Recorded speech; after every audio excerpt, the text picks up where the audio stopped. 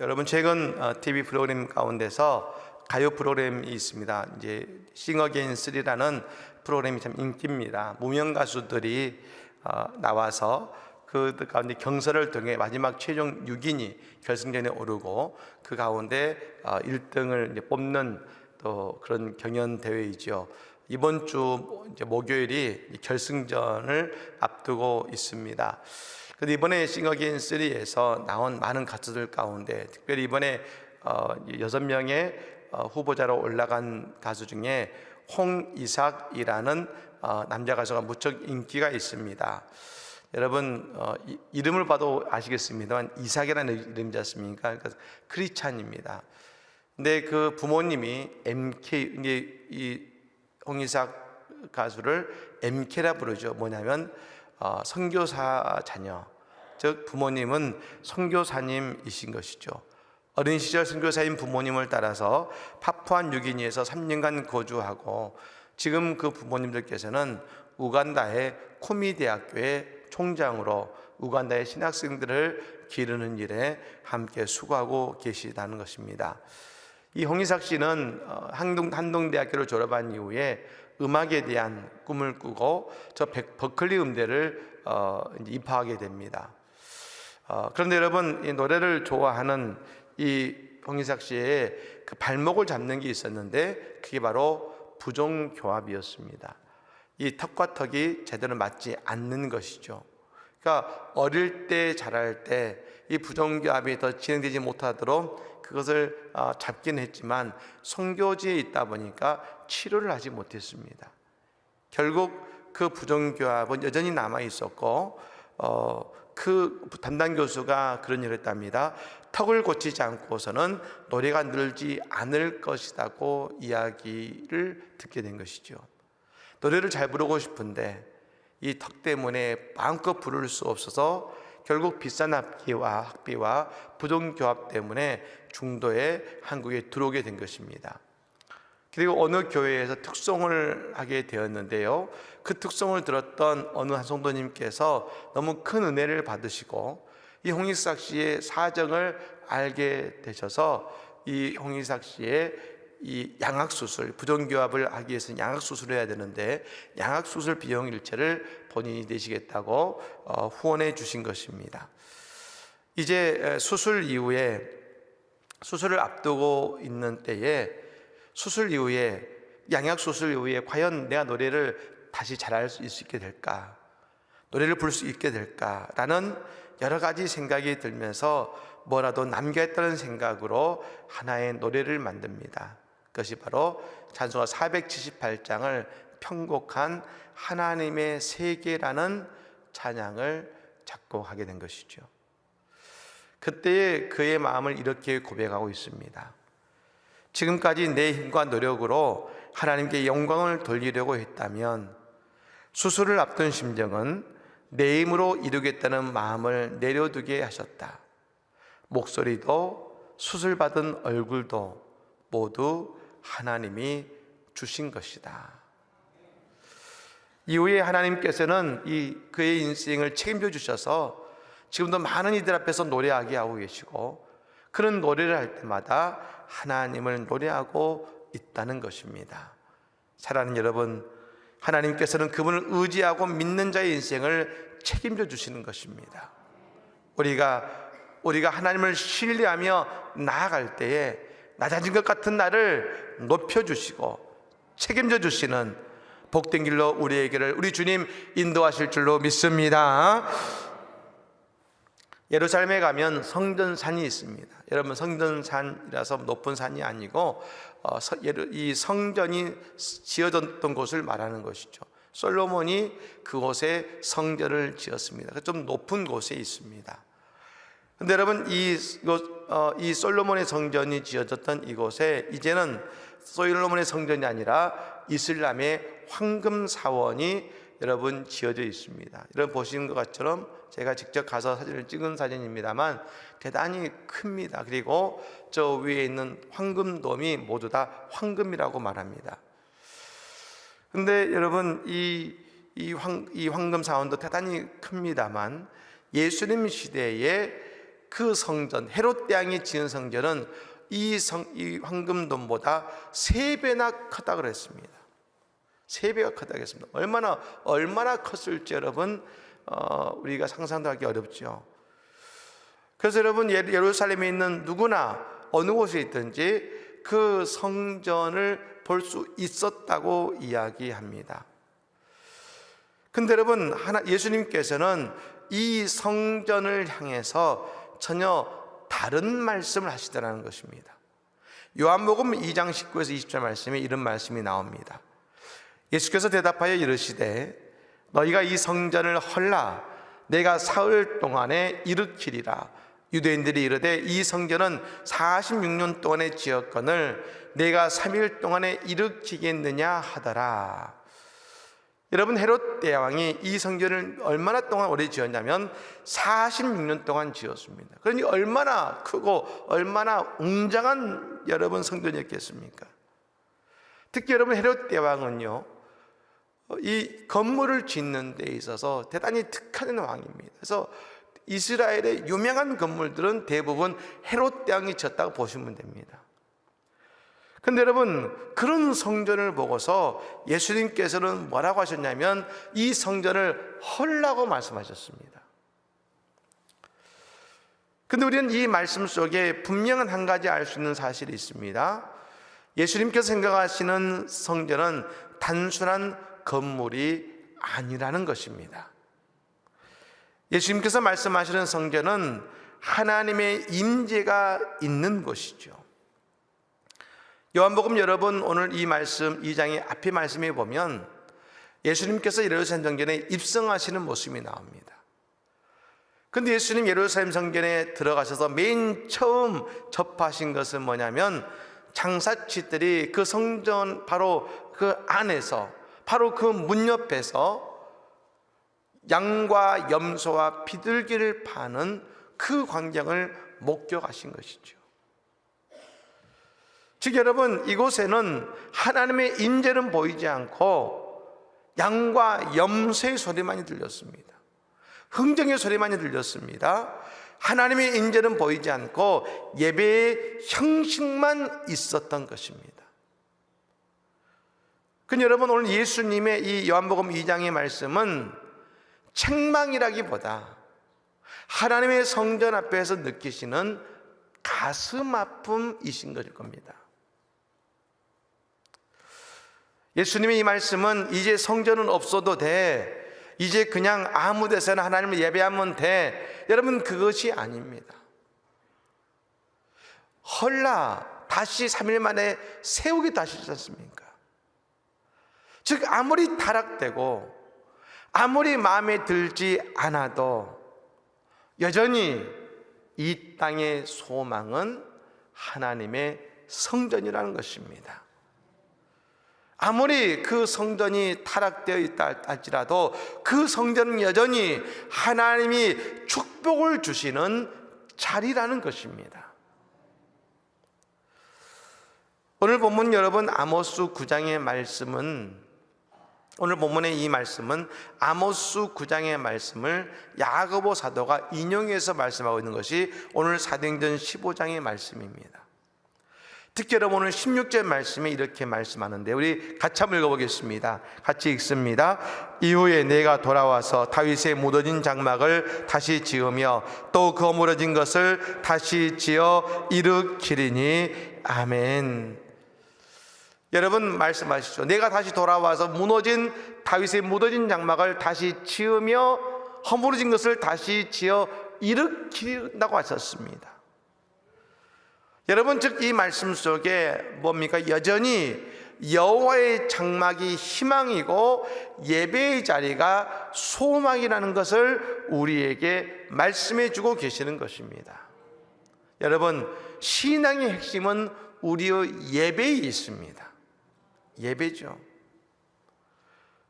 그래서 우리의 인생이 때로 꼬이고 무언가 풀리지 않을 때 우리는 나의 예배 생활을 묵상해 봐야 됩니다. 나의 예배는 은혜 받는 예배인가? 아니면 의무감에 드리는 예배인가? 나의 예배는 내 인생의 문제가 풀리는 예배인가? 아니면 예배 드려도 여전히 내 인생에 아무런 해답도 얻지 못하고 있는 예배인가? 저는 오늘 본문에서 오늘 예배와 우리의 신앙의 모습, 그리고 오늘 예배와 우리의 인생의 모습의 상관관계를 우리에게 분명히 보여준다고 믿습니다. 사랑하는 여러분, 우리 모두 다 예배의 가치를 회복함으로 예배를 통해 인생의 문제를 해결받고 회복하는 은혜가 있기를 간절히 축복합니다. 근데 먼저 이것입니다. 우리는 먼저 나의 믿음의 장막이 무너졌다는 것을 인정해야 된다는 것입니다. 우리가 상담을 할 때에 말입니다, 치료의 시작은 나 자신이 아프다는 사실을 인정하는 데서 시작한다지 않습니까? 우리의 인생도 우리의 신앙도 우리는 늘 나는 괜찮다고만 생각합니다. 여러분, 절대로 괜찮지 않고 우리의 영혼이 병들어 있는데 나는 문제 없어라고 생각합니다. 예수님 시대에 저 예루살렘 성전은 이미 영적으로 무너져 있었습니다. 하지만 그들은 46년 동안 세운 성전에 여전한 자부심을 가지고 있었습니다. 여러분, 신앙은 외적으로 판단되는 게 아닙니다. 우리의 영적인 것으로 판단되는 것입니다. 그래서 여러분, 나의 인생에 풀리지 않는 문제들이 늘 발생하면 우리는 여러분 그 원인을 늘 남에게 돌릴 때가 많습니다. 나는 문제가 없고 다른 사람 때문이라고 생각합니다. 여러분, 그것이 바로 우리의 믿음의 장막이 무너져 있는 모습인 것입니다. 예배는요, 죄인된 우리가 하나님 앞에 나아갈 수 없음에도 불구하고 하나님이 그런 나 같은 죄인을 하나님의 잔에 불러주셔서 예배하게 하시는 그 은혜의 감격을 품는 것이 예배인 것입니다. 하지만 여러분, 나는 여전히 의인이기 때문에, 여전히 나는 괜찮기 때문에 우리가 예배의 감격이 없는 것입니다. 여러분, 어느 교회 가면 성령이 있고 어느 곳에 성령이 없습니까? 아닙니다. 모든 교회는, 그것이 어떤 교회라 할지라도 하나님의 교회입니다. 여러분, 이단의 교회만 아니면 그것이 모두 다 하나님의 교회입니다. 그래서 여러분, 우리가 드리는 예배의 자리가 아무리 부족하더라도 하나님은 그에 맞는 감격과 은혜를 주시는 것이죠. 우리는 오늘 여러분 예배의 환경을 탓할 수 있습니다. 여러분 생각해 보십시오. 지금 저 북한에는요, 지하교회들이 있습니다. 그 지하교회는 그 예배하고 있다는 것이 여러분 들키면 그들은 처벌을 받게 됩니다. 그래서 그 지하교회들은 어떻게 예배하냐면 찬송 부를 때 이불을 뒤집어 쓰고 찬송합니다. 기도할 때 여러분 입을 다물고 소리 내지도 못하고 우물우물하면서 기도할 수밖에 없습니다. 왜? 들키면 안 되니까요. 여러분, 그랬던 지하교회 성도가 만일 우리나라에 와서 그것이 어떤 교회든 가서 소리 높여 찬송 부르고 소리 높여 기도할 수 있을 때, 여러분 그 은혜의 감격, 예배의 감격이 얼마나 놀랍겠습니까? 우리는 이것 때문에 안 돼, 이것 때문에 어려워라고 판단하는데 그들은 어떤 교회에 어떤 장소에 간다 할지라도 하나님을 예배하는 그 자리가 은혜의 자리요 영광의 자리가 될 줄로 믿습니다. 감격하고 은혜 받지 않겠습니까? 여러분, 그러므로 예배하는 우리들의 마음은 어떤 마음이 되어야 될까요? 다윗은 시편 51편 17절의 말씀에 이렇게 우리에게 그의 예배의 모습을 고백합니다. 하나님께서 구하시는 제사는 상한 심령이라. 하나님이여, 상하고 통해하는 마음을 주께서 멸시하지 아니하시리이다. 뭡니까? 하나님, 나의 장막은 무너졌습니다. 나는 상한 심령입니다. 여러분, 그럴 때 하나님 앞에 엎드려 나아가는 그 믿음의 성도를 하나님께 나아갈 때에 하나님께서 우리의 믿음의 감격을 우리의 심령에 채워주시는 것입니다.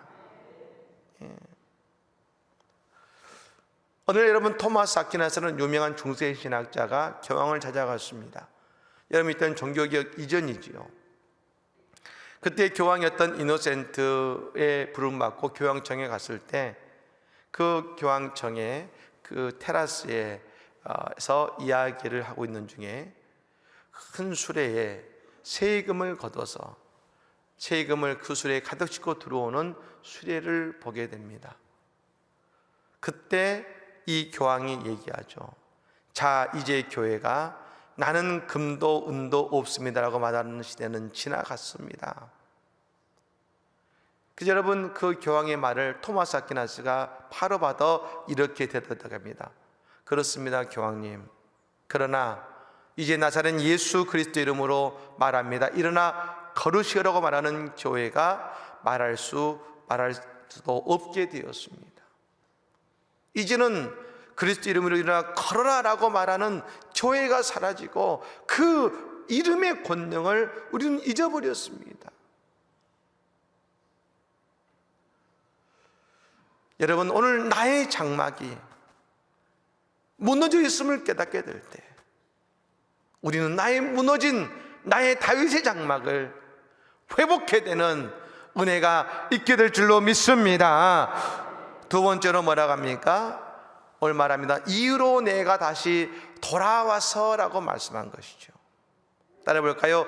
이후로 내가 다시 돌아와서, 이후로 내가 다시 돌아와서. 할렐루야. 여러분, 이 말씀 뭡니까? 내가 다시 돌아와서 무너진 다윗 장막을 세운다 했잖습니까? 즉, 예수님이 오셔야만이, 우리의 인생에 오셔야만이 우리의 무너진 장막을 다시 세울 수 있다는 것입니다. 내가 다시 돌아와서라는 말씀 뭘 말하겠습니까? 이 말씀에 한 가지 의미가 숨어 있습니다. 지금 그 장막에는 하나님의 임재가 없다는 것입니다.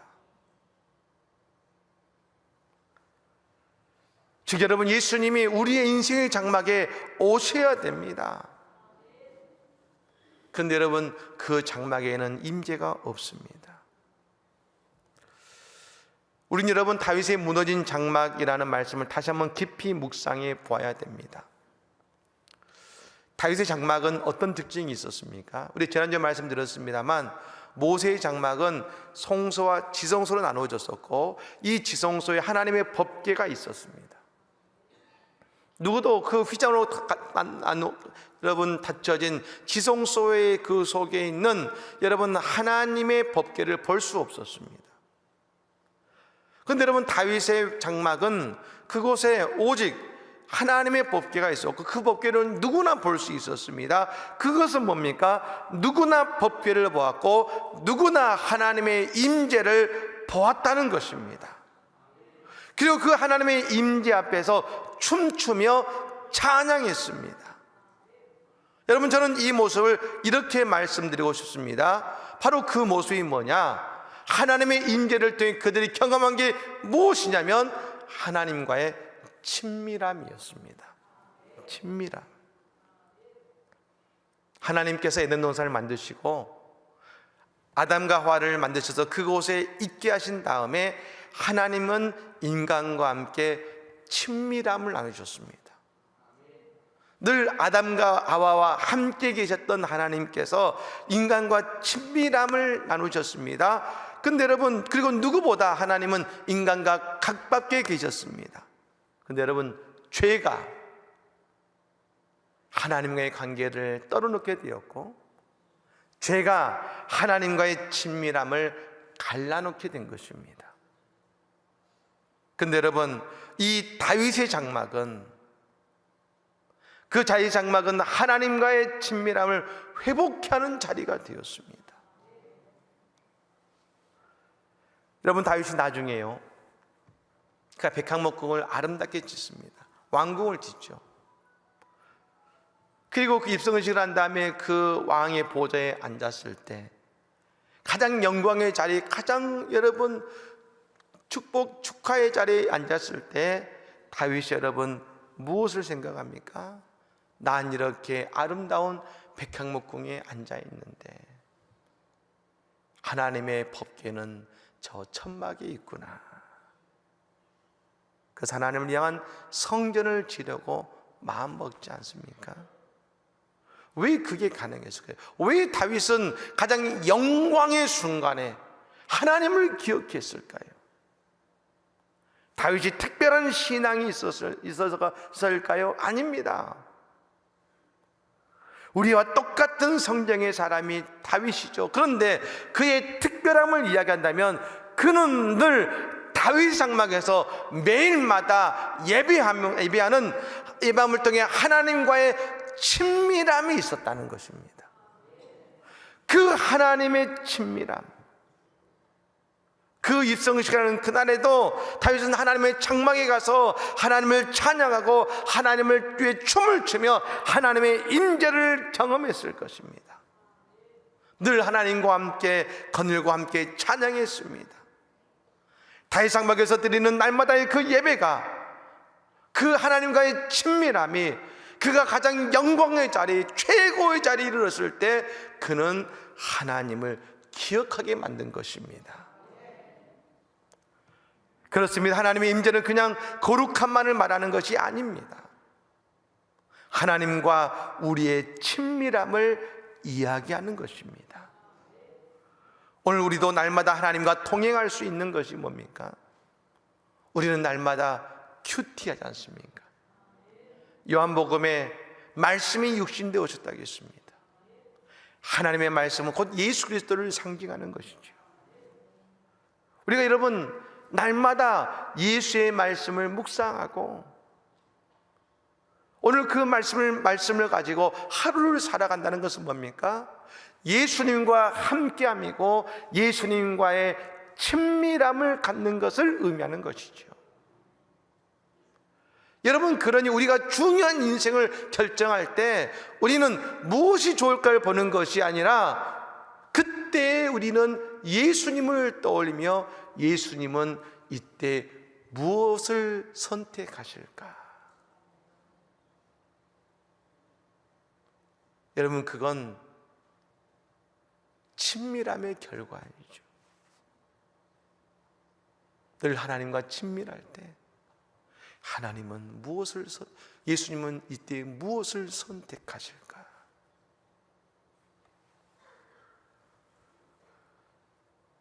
그러므로 여러분, 우리가 예배를 통해 예수를 통해 은혜 받는 자리가 되어야 되는 것입니다.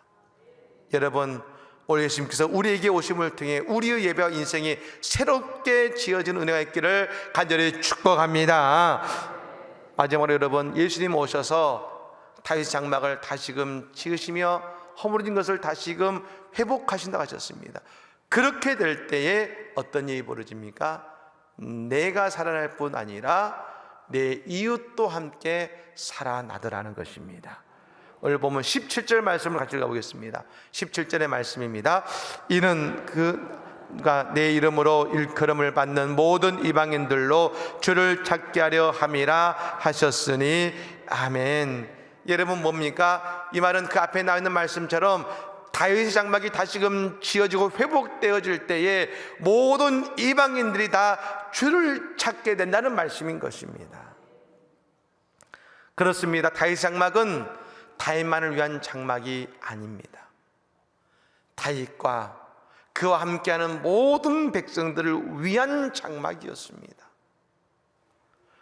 마찬가지로 예수님께서 다시금 다윗 장막을 세우시면 그 이스라엘 백성들 때문에 모든 이방인들까지도 예수님을 믿게 되는 하나님의 은혜의 공동체에 들어오게 된다는 것입니다. 여러분, 은혜의 공동체의 특징이 뭐냐면 회복이 아니라 확장으로 이어지는 것입니다. 회복으로 끝나는 게 아닙니다. 그것이 확장으로 이어집니다. 즉 성도는 뭡니까? 나의 회복을 그냥 나 혼자 은혜 받고 나 혼자 좋아진다고 생각해서는 안 되는 것입니다. 진정으로 은혜 받는 자의 변화는 어떤 변화입니까? 내가 은혜 받고 내가 변화되니 가정이 살아납니다.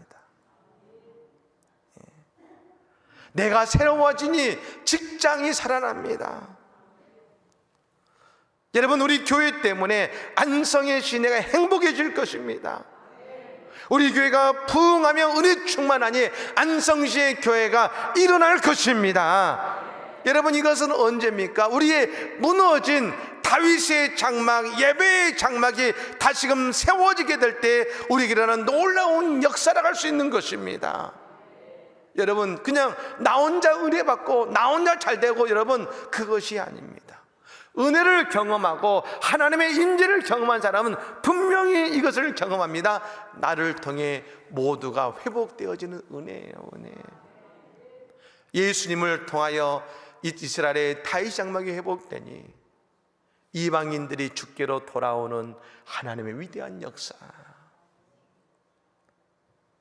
우리 교회가 여러분 하나님의 다윗 예배가 회복되어지고 다윗 장막이 회복되어질 때에 저 선교지가 잘 될 줄로 믿습니다. 예. 제가 아직도 기억하는 선교사님의 이야기가 있습니다. 저 브라질에서 온 선교사님께서 잠깐 한 1분 정도 그 선교복을 간단히 하셨던 적이 있었습니다. 그런데 그때 뭐라고 하셨냐면 이렇게 말씀하셨습니다. 선교지가 부흥하기를 원하십니까? 여러분의 교회가 부흥해야 될 줄로 믿습니다. 선교지의 부흥은 오늘 우리의 교회가 부흥이 될 때 선교지도 부흥되는 것입니다. 오늘 우리 교회가 은혜 받고 잘 될 때 선교지도 은혜 받고 잘 되는 것입니다. 예. 다윗 장막을 통해 모든 이스라엘 백성들이 함께 예배하고 춤을 췄던 것처럼 오늘 우리의 예배를 통해 우리가 살아나고 우리의 주변이 살아나는 하나님의 역사의 주인공들이 될 줄로 믿습니다. 여러분, 다윗이 배의 에봇을 입고 하나님 앞에서 춤을 췄다고 했습니다. 배의 에봇은 겉옷이 아닙니다. 내가 하나님께 회개할 때 입는 나의 속옷입니다. 즉 그는 자신의 회개할 때 입는 배 옷을 입고 하나님 앞에 나오면서 자신이 하나님께 나올 수밖에 없는 죄인임을 드러내는 모습이었습니다. 그는 하나님 앞에서 늘 예비하고 춤추며 찬양하며 하나님과의 친밀함 속에 있었습니다. 그래서 다윗의 장막은 다윗뿐 아니라 모든 이스라엘 백성들 그리고 초대교회는 그 이방인들까지도 하나님의 은혜를 나누고 확장하는 은혜가 있었던 것처럼 오늘 우리의 무너진 다윗 장막이 회복됨을 통해 이런 하나님의 은혜의 역사가 은혜의 장중에 들어가는 우리 모두가 그리고 우리의 가정과 우리의 일터와 그리고 이 안성과 선교지가 될 줄로 믿습니다. 나의 무너진 다윗 장막이 회복되어지고 하나님이 모든 것을 회복케 하시는 은혜의 역사 우리 모두에게 임하시기를 예수님으로 간절히 축복합니다. 아멘.